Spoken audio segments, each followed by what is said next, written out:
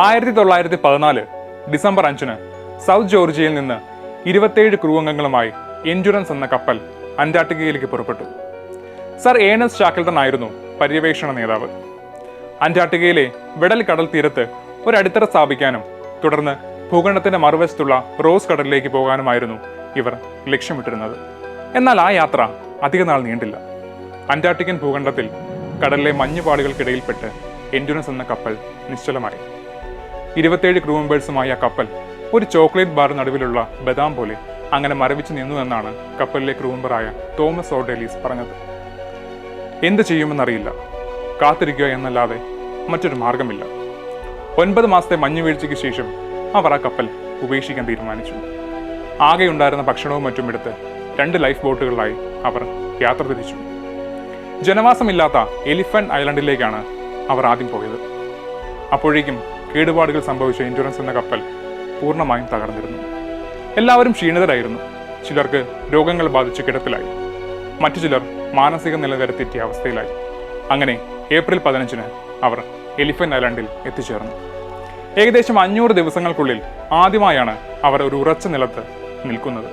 അതിജീവനത്തിന്റെ അസാധാരണമായ ഒരു നേട്ടമായിരുന്നു അത്. പക്ഷേ അവരുടെ ഇതിഹാസ യാത്ര അപ്പോഴും അവസാനിച്ചിട്ടില്ലായിരുന്നു. ഇവരെ രക്ഷിക്കാൻ കപ്പലിന്റെ ക്യാപ്റ്റനായിരുന്ന ഏണസ്റ്റ് ഷാക്കിൾട്ടൺ തന്നെ ഇറങ്ങി തിരിച്ചു. കൂടെ 3 പേരെയും കൂട്ടി. അദ്ദേഹം ഉൾപ്പെടെ മൊത്തം 4 പേരാണ് ആ സംഘത്തിലുണ്ടായിരുന്നത്. സൗത്ത് ജോർജിയ ലക്ഷ്യമാക്കിയായിരുന്നു ഇവരുടെ യാത്ര. അങ്ങനെ ഏകദേശം 2 വർഷങ്ങൾക്കുള്ളിൽ സൗത്ത് ജോർജിയയിൽ ചെന്ന് വേണ്ട സഹായങ്ങളൊക്കെ നേടിയെടുത്ത് ഷാക്കിൾട്ടനും സംഘവും കപ്പലിലുണ്ടായിരുന്ന എല്ലാവരെയും അത്ഭുതകരമായി തന്നെ രക്ഷപ്പെടുത്തി. 1919-ൽ ഷാക്കിൾട്ടൺ ഈ അനുഭവങ്ങളൊക്കെ വെച്ച് എഴുതിയ പുസ്തകത്തിൽ സൗത്ത് ജോർജിയയിലെ പർവ്വതങ്ങളുടെയും ഹിമവാനുകളുടെയും ഒക്കെ മുകളിലൂടെ നടക്കുമ്പോൾ തങ്ങൾ 4 പേരല്ല, തങ്ങളുടെ 5-ാമതൊരാൾ കൂടി ഉണ്ടെന്നൊരു തോന്നൽ വന്നിട്ടുള്ളതായി അദ്ദേഹം എഴുതിയിട്ടുണ്ട്. അതായത് കൊടുന്തണുപ്പിൽ എപ്പോൾ വേണേലും മരിക്കാമെന്ന ചിന്ത മനസ്സിൽ വന്നപ്പോൾ ആ ഒരു അവസ്ഥയിൽ കൂടെ ഒരാൾ ആത്മവിശ്വാസം നൽകുകയും പ്രചോദനം നൽകുകയും കൈപിടിച്ചുയർത്തി കൂടെ ഒരാൾ നടക്കുന്നുണ്ടൊരു തോന്നൽ അദ്ദേഹത്തിനുണ്ടായി. ഈ ഒരു അവസ്ഥയെപ്പറ്റി അദ്ദേഹം തന്റെ പുസ്തകത്തിൽ എഴുതിയപ്പോൾ നിരവധി പേരാണ് സമാനമായ അവസ്ഥ തങ്ങൾക്കുണ്ടായിട്ടുണ്ട് എന്ന് പറഞ്ഞ് വന്നത്. അതിൽ കൂടുതലും സാഹസിക യാത്രക്കാർ തന്നെയായിരുന്നു. ബ്രിട്ടീഷ് ആർമി ഓഫീസറായ ടി.ഇ. ലോറൻസ് ഫസ്റ്റ് വേൾഡ് വാറിന്റെ സമയത്ത് ഓട്ടോമൻ എംപയറിനെതിരെ അറബ് സേനയെ നയിച്ചപ്പോൾ സമാനമായ അനുഭവം തനിക്കും ഉണ്ടായിട്ടുള്ളതായി റിപ്പോർട്ട് ചെയ്തിട്ടുണ്ട്. പ്രോത്സാഹനവും ഉപദേശവും നൽകുന്ന ഒരു ശബ്ദം കേട്ടതായി അദ്ദേഹം വിവരിച്ചു. അതേപോലെ സെക്കൻഡ് വേൾഡ് വാറിന്റെ സമയത്ത് തനിക്ക് മാർഗനിർദ്ദേശവും പ്രചോദനവും നൽകിയ നിഗൂഢമായ ഒരു ശബ്ദം കേട്ടതായി American general George S Patton report ചെയ്തിട്ടുണ്ട്. ലൂണ സർഫസിൽ തന്റെ ആദ്യ ചുവടുകൾ വെക്കുമ്പോൾ പ്രോത്സാഹനവും മാർഗനിർദ്ദേശവും നൽകുന്ന ഒരു ശബ്ദം കേട്ടതായി ചന്ദ്രനിൽ ആദ്യമായി കാലുകുത്തിയ അമേരിക്കൻ ബഹിരാകാശ സഞ്ചാരി നീൽ ആംസ്ട്രോങ്ങും വിവരിച്ചിട്ടുണ്ട്. ചിലർ ശബ്ദം മാത്രമല്ല, തങ്ങളെ സഹായിക്കാൻ ഒരിടത്തു നിന്നും ഒരാൾ പ്രത്യക്ഷപ്പെടുകയും പിന്നീട് അപ്രത്യക്ഷമാവുകയും ചെയ്യുന്നവരെ കണ്ടിട്ടുണ്ടെന്ന് റിപ്പോർട്ട് ചെയ്തിട്ടുണ്ട്. ഒരു അപകടകരമായ അവസ്ഥയിൽ, ഒരു സർവൈവിംഗ് സിറ്റുവേഷനിൽ നമ്മൾ നിൽക്കുമ്പോൾ ഒരു അജ്ഞാത ശക്തി നമ്മുടെ കൂടെ ഉണ്ടെന്നൊരു തോന്നൽ, നമ്മുടെ പുറകിൽ നിന്ന് നമ്മുടെ കാതുകളിൽ അവ നമുക്ക് ആത്മവിശ്വാസം നൽകിക്കൊണ്ടേയിരിക്കും. നമ്മൾ ഏത് അവസ്ഥയിലാണേലും അവ നമ്മെ കൈപിടിച്ചുയർത്താൻ ശ്രമിക്കും. അത്രയും നേരം ആ അജ്ഞാത ശക്തി നമ്മുടെ കൂടെ ഉണ്ടെന്ന് തന്നെ തോന്നും. എന്നാൽ ആ ഒരു അപകടനില നമ്മൾ തരണം ചെയ്ത് കഴിഞ്ഞ് തിരിഞ്ഞു നോക്കുമ്പോൾ ആരും തന്നെ നമ്മുടെ കൂടെ ഉണ്ടാവില്ല.